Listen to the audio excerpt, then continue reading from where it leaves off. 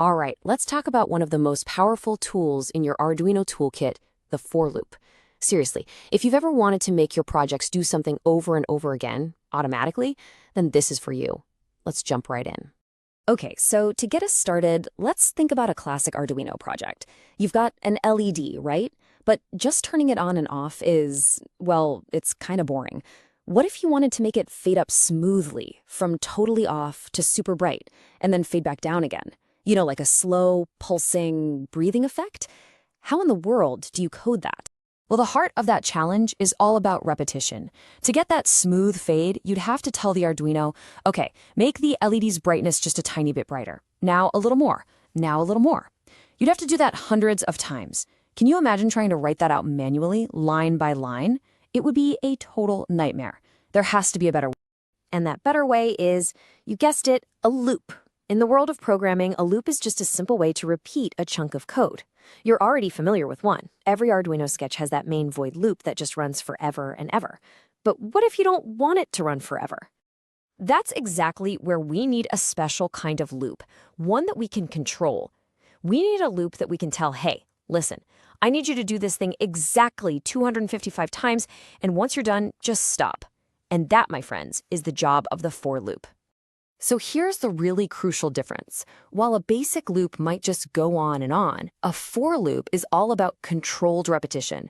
You get to be the boss. You set the starting point, the stopping point, and how big of a step to take each time. It gives you total command over your code. Okay, so to really get how it works, we need to pop the hood and look at its structure. Now, I know it might look a little weird at first glance, but I promise you, it's actually made of three really simple logical parts. This right here is the blueprint for basically every for loop you'll ever write. See those three things inside the parentheses separated by semicolons? Think of that as the control panel for our loop. Let's break down exactly what each part does. It really boils down to a three-step process. First, initialization is where you create a counter and give it a starting number. Second, the condition is the rule the loop checks every single time to see if it should keep going. And third, the increment or decrement is what changes the counter after each pass. Let's see how this actually works. All right, theory time is over. Let's apply this directly to our LED problem. Remember, our goal is to increase the brightness from 0, which is completely off, all the way up to 255, which is full brightness. So what we need is a loop that can count from 0 to 255. And this line of code does it perfectly. Look, you can see all three parts. First, int I equals 0. That's our initialization. We're creating a counter called I and starting it at 0. Then, the condition, I less than or equal to 255. This tells the loop to keep running as long as I is less than or equal to 255. And finally, I++. That's our increment. It just means add 1 to I every time you finish a cycle. So, on the very first run, I is equal to 0. The code inside our loop would tell the LED to set its brightness to 0, so it's off. Simple enough? Now that I++ kicks in, and the value of I becomes 1. The loop checks its rule again. Is 1 less than or equal to 255? You bet it is. So it runs again, this time setting the LED brightness to 1. Now it's glowing, just barely. And you can see where this is going, right? This process repeats. I becomes 2, then 3, then 4, and the LED gets a little brighter each time. This happens all the way up until I finally hits 255. The LED is now at full brightness. The loop runs that one last time. Then I gets incremented to 256. The loop checks its condition. Is 256 less than or equal to 255? Nope. And just like that, the loop stops. Awesome. We did it. We've made the LED fade on. But that's only half the job, isn't it? Now we need to make it fade back out.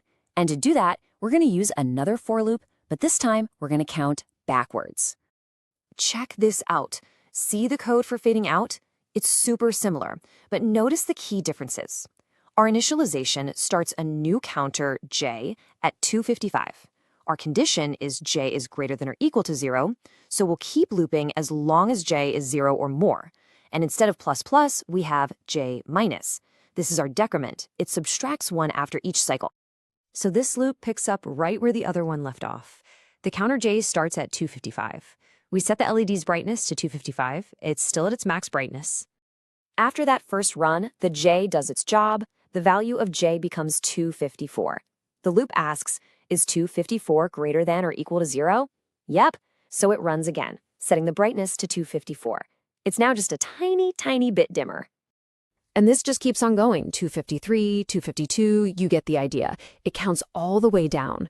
With every single step, the LED gets dimmer and dimmer, until J finally hits 0. The loop runs one last time, turning the LED completely off. Then J becomes -1, the condition is finally false, and the second loop stops. So by putting these two for loops right after each other, we've created the exact effect we wanted. The first loop handles the fade-in, going from 0 up to 255. The second loop takes over and handles the fade-out, from 255 back down to 0. And if you put this whole thing inside your main Arduino void loop, it'll just repeat forever, creating that beautiful, continuous, breathing light. And, the for loop isn't just for LEDs. Not at all. You can use this exact same logic to precisely control the angle of a servo motor, to play a sequence of musical notes on a buzzer, or even to read a sensor a specific number of times. It's a fundamental building block for any kind of automation. So the real question is, now that you understand how to create controlled repetition, what are you going to automate next?